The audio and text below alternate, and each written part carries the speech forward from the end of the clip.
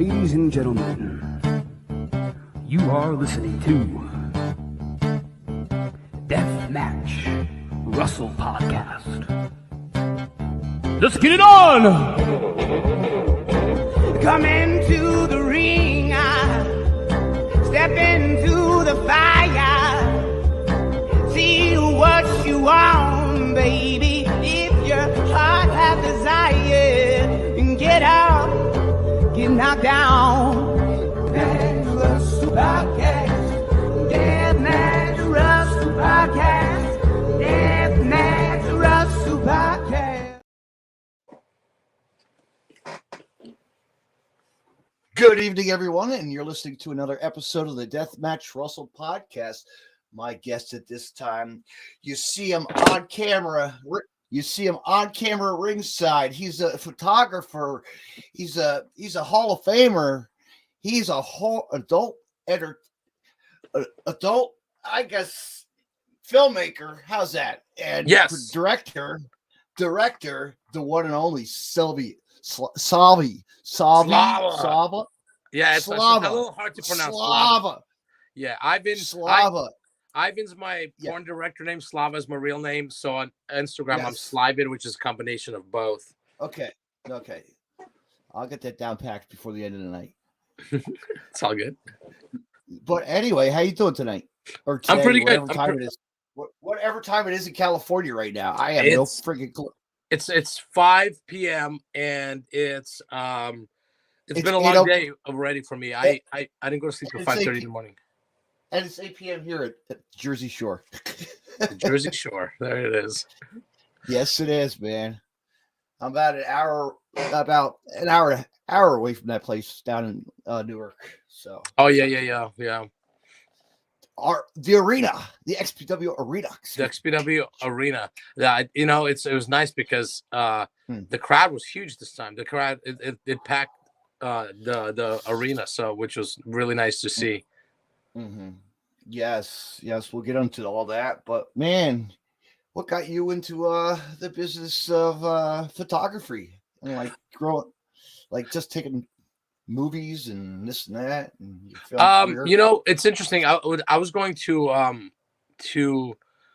when I was in high school, I wanted to be a cartoonist. So I went after high school. I went to a commercial arts school and quickly realized I loved the motion picture better than just drawing, and I was actually better at it. So I took photography and film classes and film theory, film history courses. So I have a degree in cinematography. I wound up going to 3 colleges, getting my degree in cinematography, and it was just something. It was like a passion, Like to me, it was once I started lighting and creating with a camera and a moving camera, movie camera. That was it. Like I fell in love with it. I mean, I've literally sacrificed everything to be a filmmaker and a photographer. And I'm mostly a filmmaker, but I'm really good at lighting and photography. So I just do that because I just love it all. I love lighting. I love telling stories. I love the drama of it. Like for wrestling, especially stuff I do for XPW, the drama of that image is priceless. It's priceless. And I try to tell a story that the wrestlers are telling in the ring. I try to add on to their story with the images that I do for them. And not only the wrestlers and the fans as well, in attendance, which is cool. The moments you got to just catch the right moment of and that's always a fun shot. Those reaction shots are so cool because sometimes you're focused on the wrestlers in the image, but then if you actually look outside the little circle of the wrestlers and you see the reactions of the fans, it's pretty priceless. Just their reactions, they're like over the top reaction because it's such a quick thing that happens. You just react and there's no time to even think, especially like in death matches. In death matches, the shit just happens and you're just even you might have seen it 100 times, but you never know when it's going to happen again. And when it happens, you're like, oh my, did that just really happen? Yeah. So. What's really cool about like taking deathmatch photography. I'm sure you noticed it. Like the shade of the glass the light tube. It's like the bat, when it spreads, everything's just puffs out, everything just explodes. That's like, it pops like a 3D image almost as a picture, like it really, it adds so much to the atmosphere because you have the glass shatter flying, you have the dust, blood.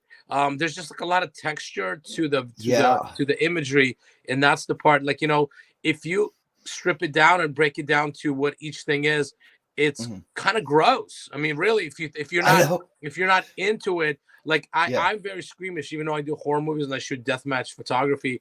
But as long as I'm shooting and I'm looking at it as art, I don't look at it as something gross or disgusting. I look at it as like, I need to capture the moment. Later on, like when I'm editing the pictures, I'm like, oh, geez, Louise, what the fuck's going on there? But in the moment, you're capturing it and you're focused on getting the shot more than anything else that's going on. How many programs do you use to edit? I actually at Photoshop, I'm really good at Photoshop and Lightroom. Cool. So I mess around with both. And adjust the images for whatever field that they need to have. So that's what filter and it's just a lot of overlays and this, it's a lot to it. There's really a lot to it. That's just like making a poster. You got all your layers, to put on the print of a picture or whatever, anything. Right. That's what I do. Like, I'll if there's a group of shots that are really cool that I take of wrestlers backstage, I'll go and make a cool little montage poster for them as well. I've been doing stuff where I'll try to get an image of the wrestler before the death match and after, and do a split. It's like the mega. It's like Necro Butcher and Schlack picture you put up. That really caught that. Yeah. To me, it was like it's hard to do those because the shapes of the faces are different, and then also depends what focal length you use, your height of your camera. It becomes difficult to match because, especially if you're using with the same person for both sides, to match the actual eye size and not to have the eyes all crooked like Toxic Avenger. It all has to be proportioned and even. And when you're doing it with two different wrestlers, like I did the Schlack and Necro Butcher, to me it was so difficult to put together. But I used a special erase brush in between them to make them blend better. And when I was done, I sent it to Rob, and Rob's like, his response was like, "Wow, that was it." And then they used it as a poster. I know. To me, like that's what I bring to the table more than I think most people in that shoot stills for wrestling. I'm a cinematographer. I have a degree in cinematography. I'm a Hall of Fame director. I can Photoshop. Yes. I do everything. I tell a story with a camera. A lot of photographers, I'll shit you not, man. I watch a lot of shit on Fight TV, and I'll watch these photographers. One hand, they have a fucking beer in their hand, and another hand, they're just kind of clicking away. And I'm like, what are you capturing? You're not capturing shit except just an image. You're not paying attention to the story. Like, have the respect for the wrestlers that are putting their lives on the line in the ring to do your job properly. And to see shit like that, it bothers me. But that's why I'm not going outside the box of shooting for other people. I strictly SPW, and Rob trusts me. And you don't have a lot of people ringside photography, because that's the key. Like, you don't have millions of guys propped around the ring. That is very annoying. I'm sure you've had that experience as well. The experience, like, I've recently seen this where photographers and the camera guys, the video camera guys, get bombarded with fans with their cell phones all around, and I'm just like, yo, it's not about you, it's about this camera person and the photographer getting the shot, because your cell phone shit doesn't matter to anybody, except to you and your friends. And like this last show, there was quite a bit of that where I literally couldn't go from backstage to ringside because people are in the way with their cell phones, down to like going ringside. I'm like, why are you going ringside? One, it's a hazard. Two, you're not sure you're gonna get in the shot. You're gonna get in front of the cameras. You're gonna bump into somebody. You're gonna step on the cameraman's cable. It's like, it's not about you. It's a nightmare. I know. I've seen it. It's you see it all over. It's just crazy. Like, but but you get the spot where you'd like to be, and just get their shots and Yeah. and capture the moment. What was your first experience with wrestling? Let's talk wrestling, man. All right, going back to the early days of wrestling, like what was your take on XPW, or like what got you hooked into XPW? Let's talk about XPW. With XPW, it was interesting because I was a big ECW fan, obviously, like everybody else, and Yes. One day I was working on a TV show called The X Show on FX Networks, and I Yeah. see an ad for King of the Deathmatch tournament. XPW, and I'm like, oh shit, it's like right down the street. I live in Hollywood. It was at the Avalon. Yeah. So I'm like, let me fucking go and check this out. I took my little brother. I think he was like 13 or 14 years old at the time. I didn't know what a death match was. This was what, 97, 98, 99, 90, somewhere, wherever the first death match was, 99 maybe. And we go there, and we're at the Avalon. We're like on the balcony area. We're like up high, and holy shit, what we watched was like a train wreck. Every match, train wreck, and we fell in love with it. So when I went back to the TV show the following Monday, I told John Weber, who was one of the hosts of the TV show, said, hey, we just went to this wrestling thing. You should come with us next time. So next time he went with us and got to meet Rob and Kevin, and they started discussing bringing in Lizzie Borden to the TV show to do segments for the TV show.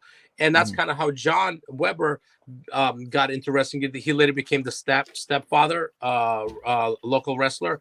And my brother and I just got hooked in with XPW doing stuff for their website a little bit. My brother was running their website for a while. I started shooting a little bit of a ringside with the smaller their porno camera. I was using the porno camera to shoot little storylines and some interviews. Yes. And, I shot a few interviews and I tried to mimic the whole ECW move. The fucking you're on a boat. You're on a boat, bitch. Doing the So that's how I got in, and my brother as well. And my brother eventually moved on, and so did I. And then Rob had his issues with the government. So eventually, obviously, XPW went away because of that. And to us, it was so cool because they actually flew us out for the first show in Philly, Hostile Takeover. So we got the opportunity to fly out there and to the arena, to the ECW arena, and do. My brother was doing internet play-by-play because this is way before like streaming and shit like that. Podcasts so he was just literally typing, and I was shooting just behind the scenes shit with the porno camera, the Sony VX2000. So it was really cool. It was really surreal. The most surreal moment for me probably in indie wrestling was walking up to the ECW arena the night we land, and there's Shane Douglas in the front, like at the door, introducing himself and inviting us in. And you see that ECW arena sign. It was really fucking cool. It was the Viking Hall, and that was it was so surreal because like I'm getting goosebumps remembering it now, and this was like over 20 years ago. Just because we grew up or whatever, we've been watching ECW for so long, and there's Shane Douglas, the triple threat. He's one of the triple threat guys, and and legendary, at least in what he does. So to us, this was like the epic moment of being with XPW until now. So I wound up getting into adult directing for Rob, for Rob and Tom Byron for a bunch of years after XPW went away. And last year when heard the rumor that XPW might be coming back, and I'm like, there's no way, what the hell? And I'm thinking it's literally like everybody else thought. It was like, well, Rob is gonna piggyback off Dark Side of the Ring and relaunch XPW because it's a perfect opportunity for it. And I didn't know he had it in the works already for a while now, but timing wise, it kind of fell into place like that. And I was just very excited to be part of it. And the first show in LA, California, I asked him, I'm like, do you need help with anything? I'm down to help. And he said, just bring your still camera just in case. So I brought my still camera and my lights, and I'm like, hey, dude, I'll shoot backstage pictures. I've never done anything like that, but I'm down to do something really cool. And because I do artistic photography anyways. So I set up the backdrop, and the first show in LA, California, the first death match, there are no ringside pictures for it because he didn't have a ringside photographer. And at that point, I'm like, well, fuck, I'm gonna go shoot ringside as well because he's gonna need these photos. There was nobody there. I don't know if somebody no-showed or I don't know what the situation was. Yeah, because you need somebody to cover. Yeah, you need somebody. You got to cover everything. So I would go from backstage to the ringside, and I've never shot ringside. So now I'm trying to learn how to stay out of the way of the camera guys. And leading on the mat, and just trying to figure out where to, because the thing is, like, there's so much different ways of getting capturing the image. You could lean on the mat and shoot wide angle and get those cool low angle shots, or you could get back and compress the image and zoom in, and you get a whole different look to it. So I'm just kind of like trying to figure out what's the best way of doing it, what to do, and dodging weapons flying through the fucking air. Yes, there's like, holy shit, there's a lot going on here. You gotta watch out for the cuts. Yes, you gotta watch out. That's why I start, like, for the bigger death matches, I have gloves, photography gloves, where the tips come off, so I could actually use my fingertips and goggles. Because one of the shows, I'm like, what is that feeling? What is that weird feeling in my? Oh, it's glass. Okay, got it. So it's just something. It's like, it's with every show. For me, I'm still learning. And which is awesome for, like, us fans, your close fans, that we actually watch and make sure that you're okay, and we always keep that, like, oh shit, movers, watch out, dude, like there's gonna be something coming or something, because you don't know. That's the beautiful part about indie wrestling, is that it's all inclusive. Everybody's so communicating with each other, talking to each other, yelling at each other, whatever it may be. Like, to me, as a photographer, and a lot of people know who I am, it's kind of cool because I'll yell out my name. Like, I just got inducted to the Hall of Fame. So in New Jersey, so many fans were like, Hall of Famer. And it's really flattering, and it's cool, because it's like a family. It's a tight-knit family. And a sharp dress suit that you had. Come on, man. You had styling. Right. I was like, if I'm getting a trophy, I'm going to dress like a trophy. I'm going to get an actual trophy. Yeah, show the post industry you got something. Yeah, Yes, if they can spend all that money on boobs and all that surgery, come on. Hey, I was spending it on my shit. That's right. Yes. Yeah. But it's amazing what you do for us, and for the XPW, and I thank you for being a photographer and doing what you do, because people don't realize it's a career, it's a job, it's entertaining, and you're getting to watch wrestling and watch the show as well, and learn a lot as well. Well, I mean, like, I have the best seat in the house. It's the scariest seat in the house, next to the referee, but it's it's really cool. It's like, a lot of times I don't wind up seeing the matches because I'm so busy running around shooting. So I order all the matches, and I watch them later, at home. And it's because now I get to see it as a fan watching it on TV, compared to when I'm ringside. Because also, when you're ringside, you hear a lot of stuff that you shouldn't hear, if you're just a fan or watching it on TV. So you hear a lot of things. There's a lot of things going on, a lot of things that's happening that you try to cover for each other. For instance, I just kind of pull back, as Rob would like to say on his podcast, pull back the curtain a little bit. When Misha Montana was bleeding during, I forget which, the Halloween show, she's there kind of like stumbling around, and she comes up to me, and I've never talked to anybody at ringside. I'm just quiet, and then she comes up to me, she goes, what do I do? And I go, and I'm like, stay right here, don't move, because, like, you don't want to talk with your mouth moving. No. Because I figured she's part of the match, she can't go anywhere, and she just stood there. And then and as we're talking, fucking Schlack throws Angel into this glass behind us, and it shatters and, like, scares her, and I jump and I go and get the shot. And then a few seconds later, he won, and luckily she stayed ringside, because then she went in the ring and celebrated with him. So it's these little things that go on during the match, where people communicate or look out for each other, or fuck each other up, there's just a lot that goes on, and to be part of it on the small, like, on the outer circle, in an inner outer circle of the whole thing is really cool. And the more I involved, the more I learn, the more I figure out my angles, and the wrestlers now, that's the best part, is that the wrestlers now are seeking my camera out. which is cool in some ways because they know I'm going to get that cool shot, the shot that would last a lifetime because it's a still frame. Like this past show, it's funny. I was just talking to a friend about this. Like I'm ringside and it's Lindsay Snow versus Ludok Shaitan, and then I'm setting up my cap and getting ready, and I hear Slava from the ring. I'm like, what's happening? And I look, and it's Lindsay Snow staring at me. And she's about to stab Lou Dark. There's one of our fans. Hey, Jonathan, what's up, buddy? Hey, Jonathan, what's up, man? And she's about to stab Lou Dark, so she's like yelling for me to get the shot, and I'm like, well, is she yelling for me to get the shot, or is she yelling for me because she likes to scream my name? I don't know. Being a guy, I'm thinking maybe she just likes my name, but that's the thing is like with wrestlers now, like I notice how they are seeking out the camera, not necessarily only focusing on my camera because they got to do their, the wrestling, and it's about the video camera and the fans there. But if they see me in a certain spot, they'll maybe reposition themselves a little bit so I could get that one quick frame. It's pretty cool. It becomes like a dance. It's kind of like, with me directing. It's like where I was sitting at, you saw me sitting right there at the entranceway. I'm like, that's a good angle where I took some video footage and still shots, like, for my iPhone. Yeah. Like you just catch those moments, man. 100% with that. Yeah. It's memory. And I'll still have that same seat when I come back.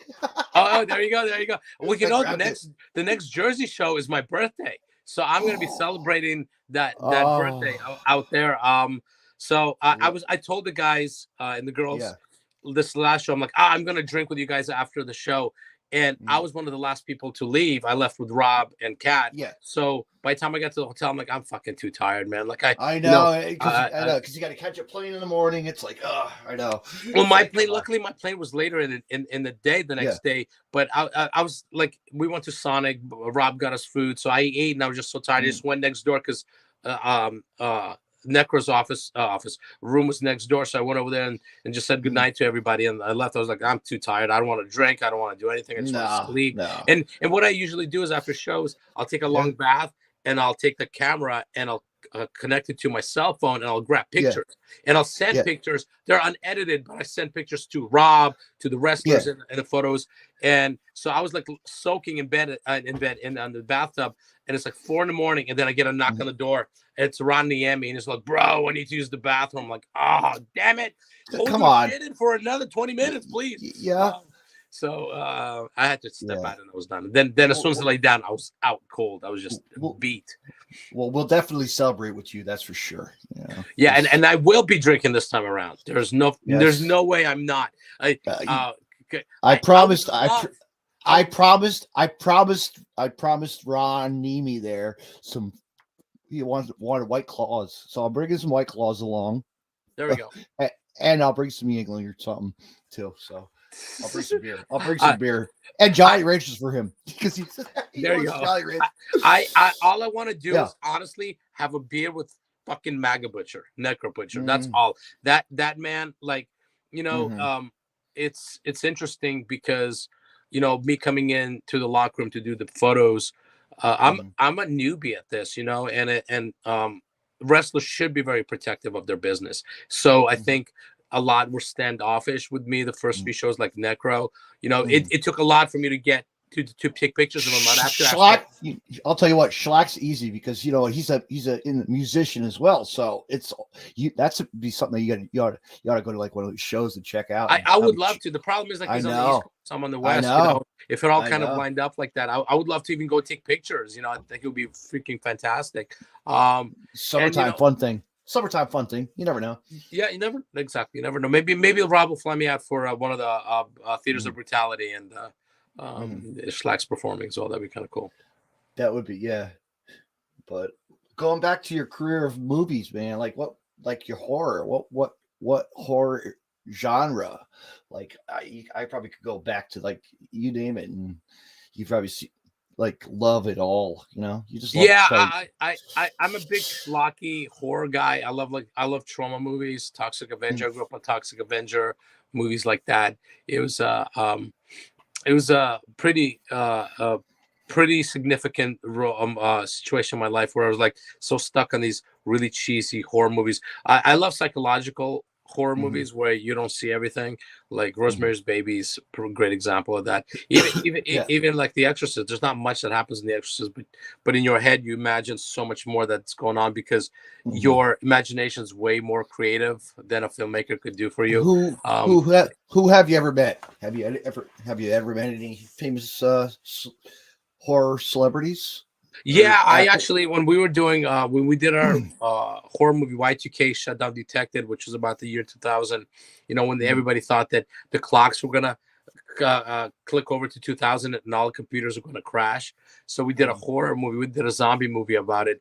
And what we did was, we started from 97 to 99. We finished in December of 99, a movie about the year 2000. Took us forever. But we got a booth at Fangoria's Weekend of Horrors, which is like a big convention. And I was in charge of doing all the PR, and that's where I actually started doing all my PR stuff. I printed out, I designed and printed out 50 VHS box covers and made 50 VHS copies of the movie, and we were going to hand them out to different people at the convention or sell them. And I met John Landis, who's legendary director. He did American Werewolf in London, Blues Brothers, Night of the Comet, like a whole bunch of stuff. American Werewolf in London is my favorite movie of all time. So he was there. I gave him a copy of the movie. And a few weeks later, he sends the movie back with a letter that says, "Thank you so much for letting us watch your movie." So I was like starstruck. And this is before emails, so I sent him a snail mail back, and I go, "Hey, is there any way we could get a quote for a poster or for a box?" So 2 weeks later, I get a postcard, and it's got Alfred Hitchcock on it, and on the back it says "Y2K and Zombies. What could be better?" Signed, John Landis. And to me, that was like, as a filmmaker and a horror filmmaker, that was like the highlight of my career. And then the funny thing is, a few years after that was a 20-year anniversary, 30-year anniversary, 20-year anniversary, 20-year anniversary of American Werewolf in London out here in a theater that's owned by Quentin Tarantino. So I used to go to this theater quite a bit. It's called the Grindhouse Theater, and John Landis was there. So I brought the postcard with me because they were screening the movie. He's doing Speaking about that actor you just said, the last guy, Quarantino, he actually did a movie in my neighborhood. He was filming a movie at the Jersey Shore. I can't remember what it was. It was a boxing movie. It was right around the corner from my house. Recently? 2000. I don't. Oh gosh, I can't. We'd have to go back and look. I forget. But it was over the summertime, like it was a summer movie. Wow. Crazy, huh? Cool, huh? Yeah, it's pretty cool. Yeah. Because I was actually working on my garbage truck, and I was down another street working, and they were filming there too. Like wild, like right on my side street. I don't know. Yeah. Right. Yeah. That's cool. That's really cool. Yeah. But all right. So, who else have you had the pleasure of meeting? Sage Stallone, who was Sylvester Stallone's son, once came up to me in a film festival and said, "Hey, you're Ivan, right?" Because my porn director. I'm like, "Yeah." He goes, "Your movie Texas Asshole Massacre is my favorite porno of all time. I own it." So I was like, to me, I was like, that's pretty cool. One of my, Sylvester Stallone's son loves my porn. I can't go wrong with that. A famous actor hit on me once on a TV show, on a TV set. He was on Wedding Crashers. I don't want to say his name, but he definitely hit on me. Hit on me. Yeah. I'll tell you what, man. I had experience to go into one of those conventions. Like, it's for fun. I wanted to go see what it was about. Horror convention. Chiller Fest came to town. Yes, very cool setup. I met, I go to the booths, get my autographs, pictures ready to be signed or whatever. And I met Gunnar Harris. Oh, really? Yes, before he died, before Leatherface, before he died, holy shit.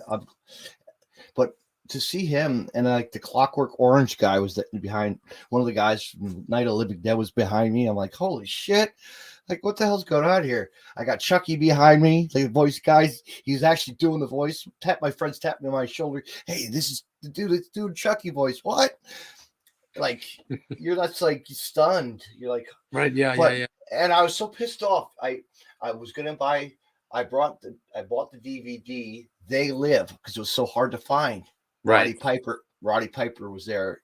Long ass line. I never got it signed. I was like, oh, this sucks. You know. Yeah. That's a great movie. I actually have the mask downstairs on one of my mannequins in the living room. Oh, cool. But yeah, I met. Of course, everybody's met Kane Hodder. You know. Yeah. Kane Hodder. Right. Yeah.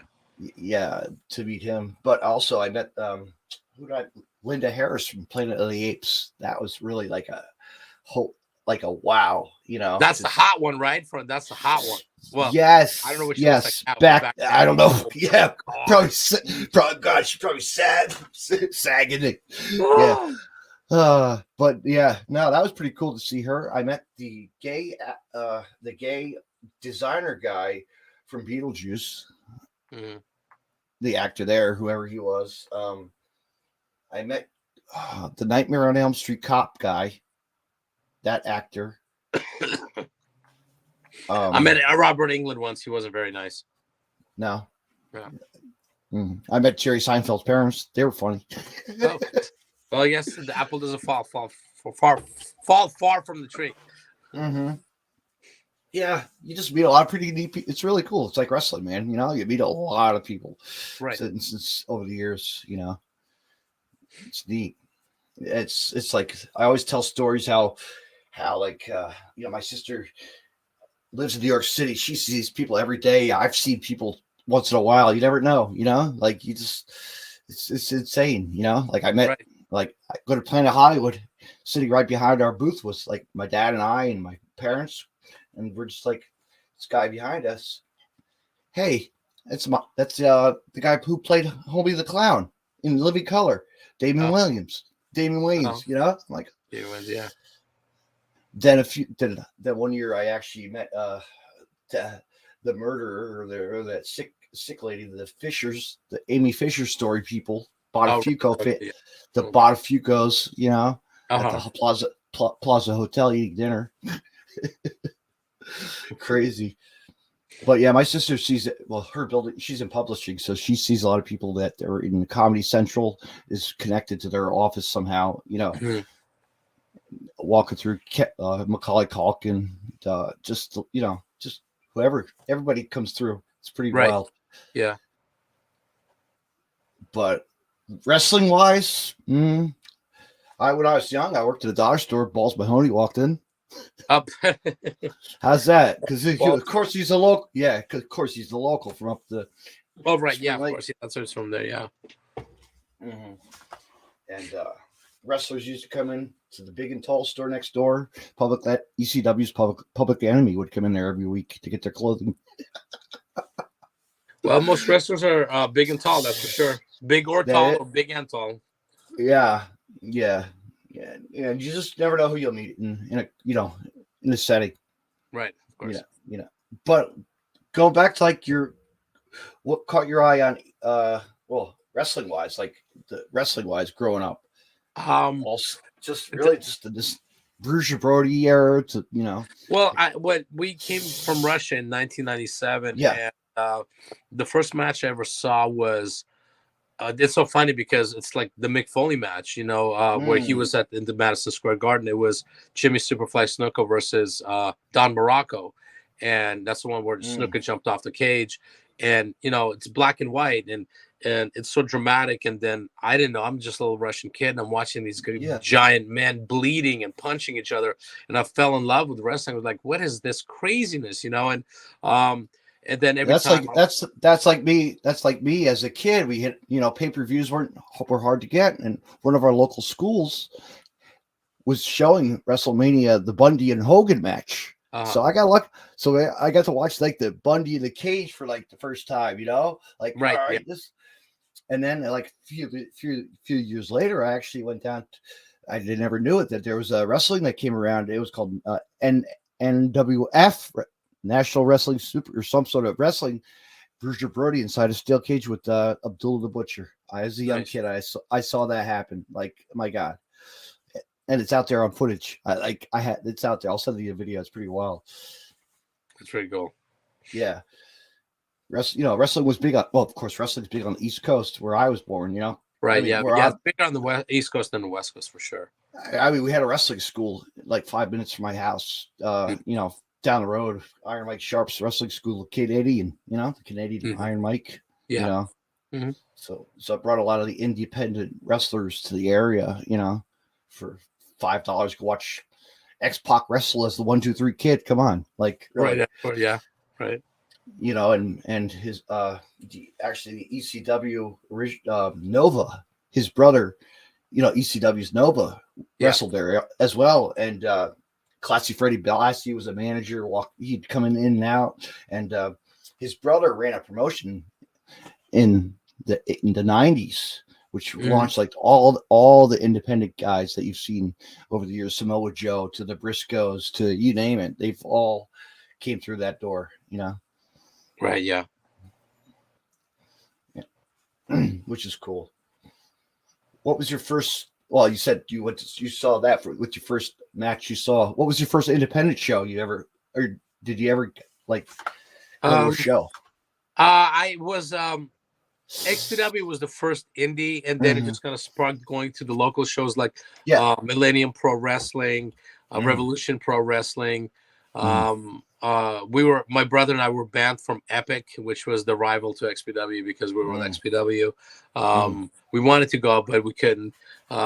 We used to go a lot to Frankensons, which is local over here, and it would be Rev Pro would do matches there. And, we got to see the early stages of Excalibur and Scorpio Sky and Super Dragon, Joey Ryan, all the guys that like from that era, the PWG guys, all the PWG guys when they were brand new, young guys. I mean, this was over probably 25 years ago or so.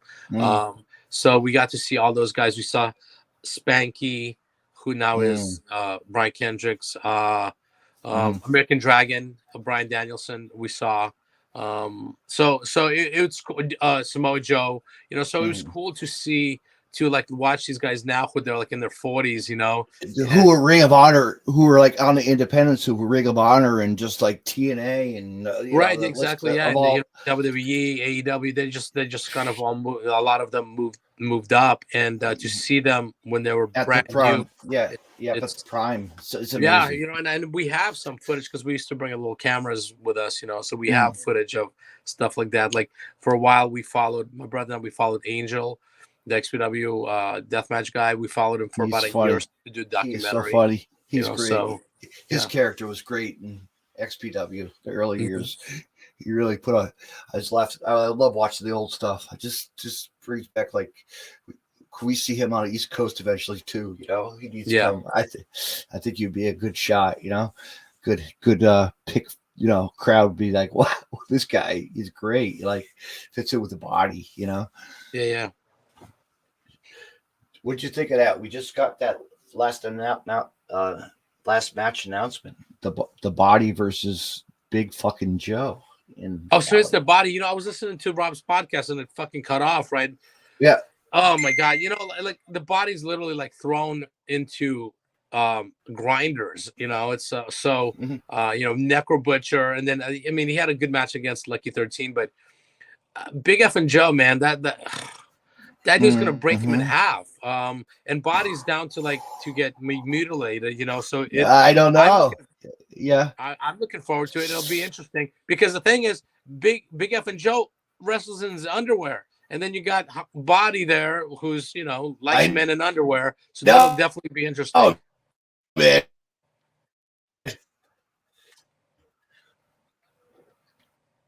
Oh, we just had some lag there. Sorry. Oh. Yeah, that's okay. Can you? I know. Yeah, I can hear you. Yeah. What do we say? We were saying the Body, right? Yeah. I think it'll be definitely an interesting because just the difference in size and how Body's into men in underwear and Big Joe wrestles in underwear. So it'll be definitely that's an interesting one. That's going to be an interesting match for sure. It's going to be violent as hell. But then the other match is a Trying to figure out if that's you or me that's lagging. Is it me And or you? That's yeah, yeah, it's the internet because there was a storm yesterday. We'll be done soon, so it's no big deal. But yeah,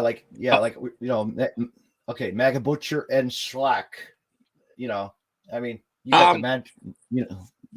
I just edited those pictures. Are you talking about the Jersey Shore?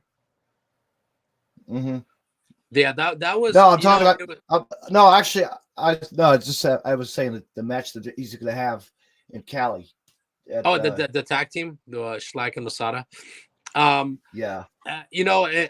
God, just seeing what Schlack posted today with Zandig, it makes me wonder if Zandig will be the guy. I don't know. I truly hope it is. I don't know. And I don't want to ask Rob. Rob's not going to tell me anyways. He doesn't tell me those kind of things. And I don't want to know. I'd rather be surprised. But in my head, if it's Zandig, it would be the biggest indie coup in the history of fucking indie wrestling, because the history these two men had with each other. That's why it's hard for me to believe that could even be a possibility, just because of how ugly it was back then. But again, it's 20 years, 20 plus years. Somebody posted a picture of fucking Zandig and a bunch of MAGA shit from years ago, I guess. So it would make sense that he would be like part of Necro's thing, but I don't know. I mean, I hope. I doubt it. I highly doubt it. But if that was the case, I think the indie wrestling world would explode. Like the internet would explode. So I hope. I truly hope. But I don't know. According to Rob, it's somebody who's never. What were we saying?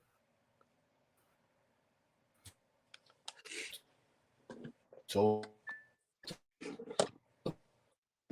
what's going on? Still there? I just shut off my Wi-Fi. Yeah, I turned off my Wi-Fi. I turned my phone Wi-Fi off. I'll get you. That's why. But yeah, and then we have a ladies contest. Ladies contest. That's going to be interesting. Oh yeah, the host Cat. Yes, the host Cat Martini herself. Rob asked me to try to find some ladies for the contest since I do it for a living. It's hard. It's hard to find girls that are interested in something like this. They might go to the show, but getting in the actual ring, it's a different story, because they don't want to get hurt. They don't want to. They don't want to. No. They're worried about what's going to happen, and so it's my task to try to find a few girls. So I asked a few girls that I know, and some are down to coming in from another country. But it's interesting. It'll be interesting. I'm curious to see how that all goes off. It's nice. XPW has always been known for like violence in TNA. So right.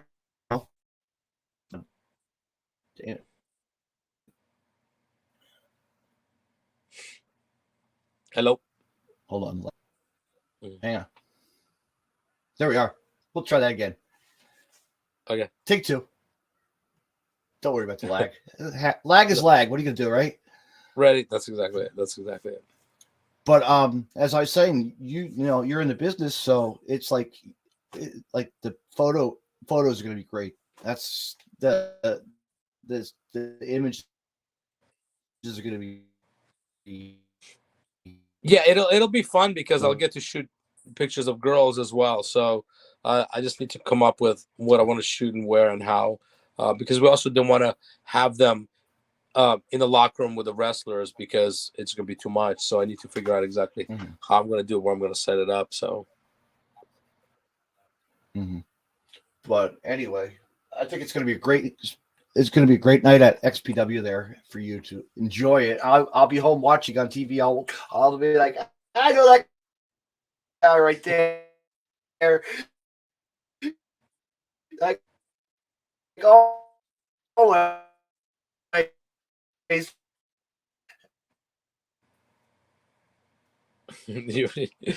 That lag is crazy, huh? It really is. There's a storm or something. I don't know. We had supposed to snow or something. I don't know. Maybe it's snowing. I don't even know. Right, yeah.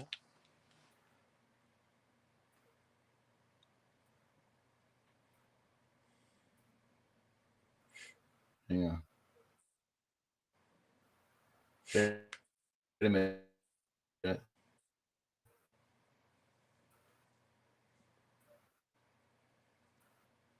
Hello? We got it? Oh, you're there Yeah. now. You there? Yes.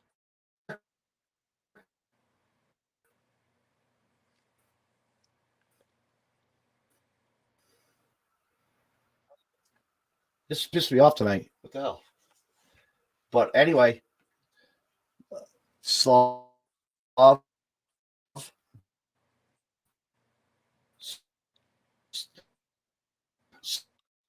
Slava.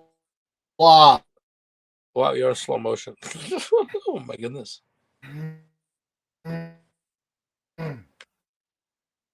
Here we go. Hello? We're back. There, I shut down Facebook. That probably was the tab. That's why also. Too many things open. You hear me? There we go. Yes, now you're good. There. All right. All right. No, I want to say Slav. Let's just end it right here, huh? Because it's really lagging. Okay, no problem. Slav. Let me say right. Did I get that right this time? Slava. Slava. Okay, Slava. You could beat me in the head with your camera. I mean, no, not your camera. I don't want you to damage Not my your camera. Well, light tube. Okay, maybe I like to, but anyway, I want to say thank you for coming on the podcast tonight, man. And I'll see you down the road. Actually, March. See you in March. Ringside. Yes. Yeah, thank you for having me on. Yeah, I can't wait.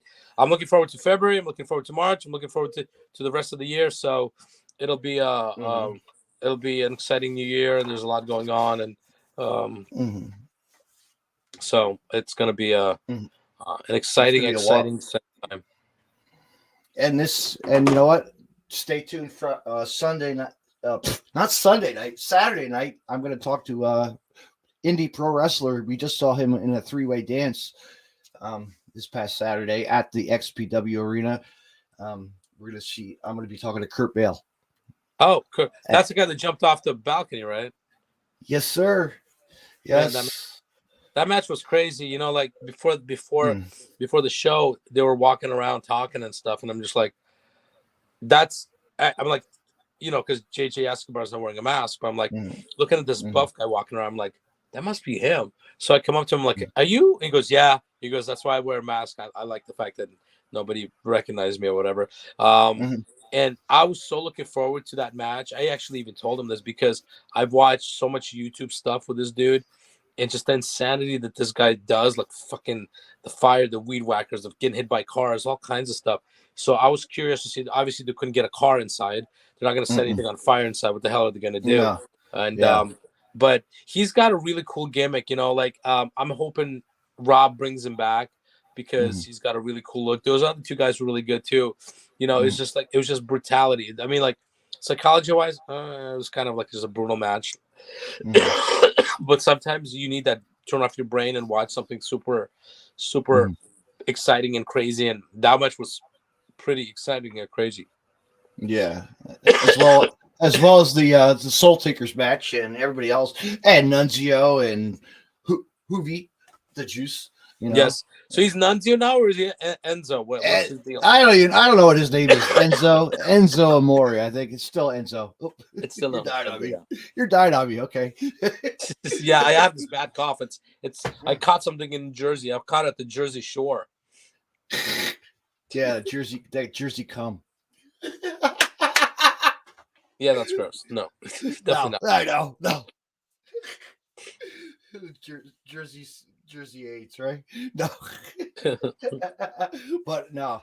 Anyway, man, the whole that show was great, and like you said, we have a lot coming up, and you know, everybody's just better stay glued to their seats and could get a ticket to the next show in California. You know, Pomona, yeah, Pomona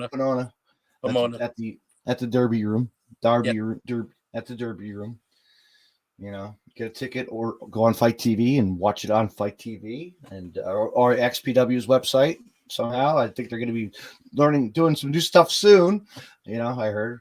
But actually, speaking of that, we got a podcast coming up pretty soon, 9:30ish, 9:30ish or 9 o'clock-ish. The Raw Black podcast. We'll be stay tuned for that. Oh yeah, that's right. I got to finish listening to the one from last night. I usually, when I'm editing, like I'm editing pictures from the last show.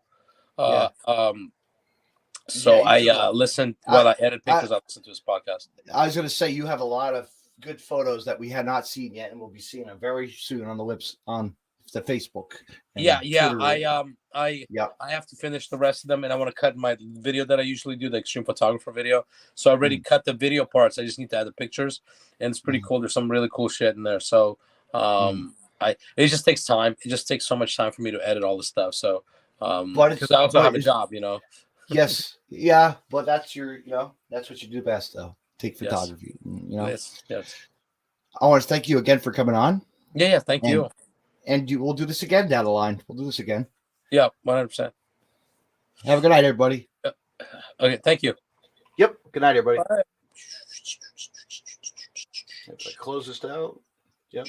There we go.